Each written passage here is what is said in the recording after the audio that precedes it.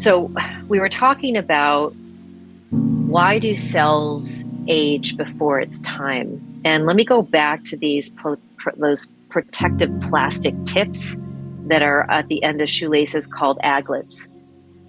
And aglets are there to keep the shoelaces from fraying. But if we can imagine that your shoelaces are the chromosomes, the structure inside the cells that carry your gene information, telomeres are so important to make sure that they are cared for in the most loving, benevolent way. Telomeres, which can be measured in units of DNA, known as base pairs, are like the aglets of shoelace. They form little caps at the end of the chromosomes and they keep the genetic material from unraveling. They are the aglets of aging, but telomeres tend to shorten over time.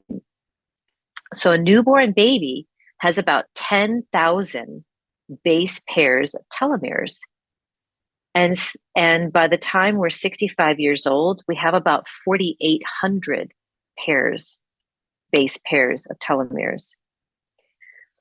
When your shoelace tips wear down too far, the shoelaces become unusable. You may throw them away. Something happens similar to cells. So when telomeres become too short, the cells stop dividing altogether. Telomeres aren't the only reason that cells can become senescent. There are other things like stress on normal cells that we don't understand very well, but shortened telomeres are one of the primary reasons that human cells grow old. So I would like to stop here and just talk about some of the things that they suggested in the book and some of the things we've talked about over and over again here on this channel. But what are some of the things that you can start doing and you can stop doing immediately that will actually have you elongate your life, and so that your cells don't stop aging or stop producing or regenerating too quickly? And so some of it is how do you respond to a difficult situation? Do you respond or do you react? And when we respond, we are responding based on the ability to be coherent enough to hear before we speak or act or feel. And when we react, we don't have control over that. So if there is a normal feeling of being threatened on a regular basis, you are actually shortening your telomeres. When we have mind-body techniques, such as meditation, breath work, maybe Qigong or other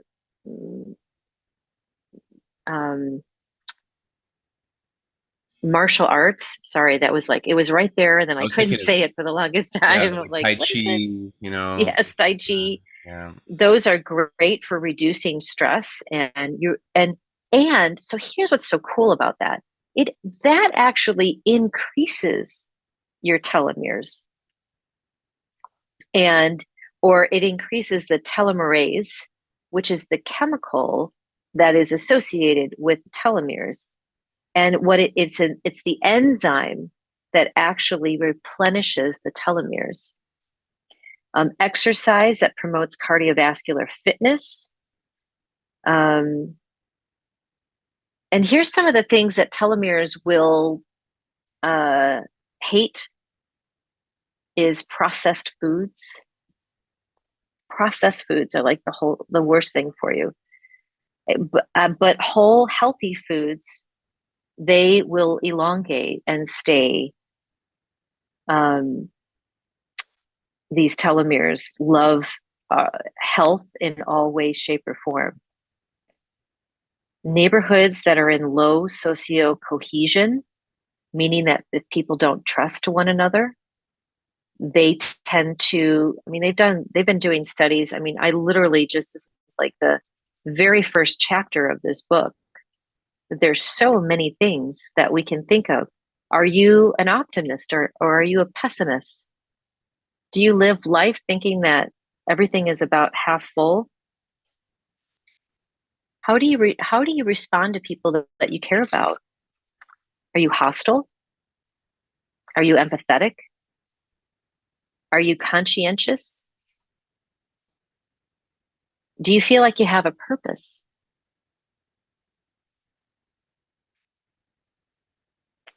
Chris, what's some of the, how about ruminating thoughts? Now there you go. How many times do we are in a place where we're like, we cannot stop thinking about a conversation that we had with our partner that made us so angry, or our child, or our boss, or whatever.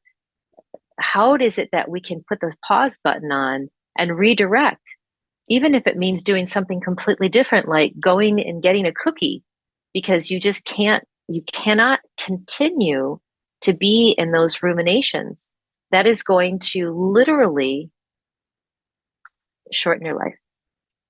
Yeah, those are like those negative thought loops that are so easy to get into. For me, I find physicality helps get me out of them. And things like just getting into a yoga flow, even if it's just maybe doing a 5 minute stretch or doing a full blown workout, going for a walk, going for a run, getting into nature. Nature, as we said in many episodes, like a magic bullet. It just works so immediately and so deeply.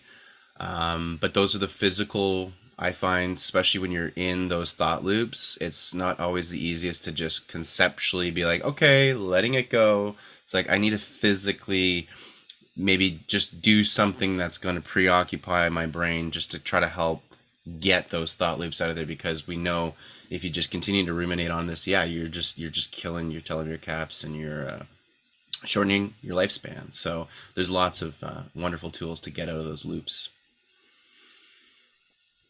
Chris, you brought something up that I think is really beautiful, and that is to put little notes, put a note around your water and have it face your water.